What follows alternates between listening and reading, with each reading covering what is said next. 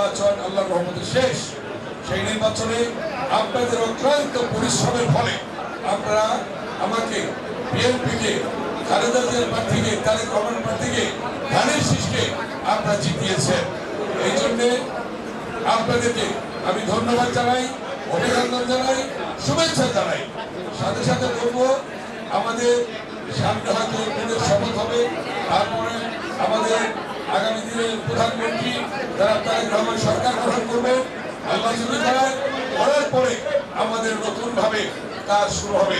প্রত্যেকটি এলাকায় আমাদের নেতারা, আপনারা যে যেখানে যেটা ওয়াদা করেছেন, রাস্তাঘাট, স্কুল, কলেজ, মসজিদ, মন্দির, যে কোনো সেক্টরে আপনারা ওয়াদা করেছেন, আমরা সেই কাজগুলি একটার পর একটা আপনাদের সাথে ইমেল ভিত্তিক বসে আমরা করবো ইনশাআল্লাহ।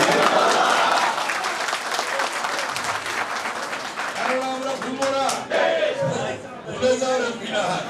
এই জন্যই আমরা 91 সালে পেয়েছি 32,000 বেশি, তারপরে আবার বিনা প্রতিদ্বন্দ্বিতায় তৃতীয়বার 72,000 বেশি, চতুর্থবার 82,000 বেশি, এবার 85,000 বেশি।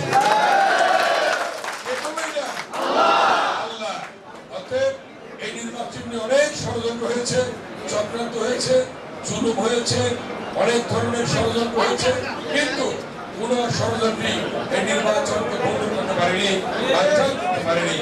একমাত্র তত্ত্বাবধায়ক সরকার, অন্তর্বর্তীকালীন সরকার, তারা অটুট ছিল সিদ্ধান্তে, নির্বাচন কমিশন অটুট ছিল, যার জন্য এবং বাংলাদেশের জনগণ তারা প্রস্তুত ছিল ভোট দেওয়ার জন্য।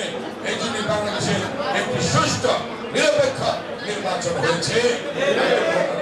তাই আপনারা দোয়া করবেন শহীদ রাষ্ট্রপতি জিয়াউর রহমানের জন্য, দোয়া করবেন খালেদার জন্য, আরাফাত রহমানের জন্য, এবং দোয়া করবেন আগামী দিনের প্রধানমন্ত্রী যারা তারেক রহমানের জন্য।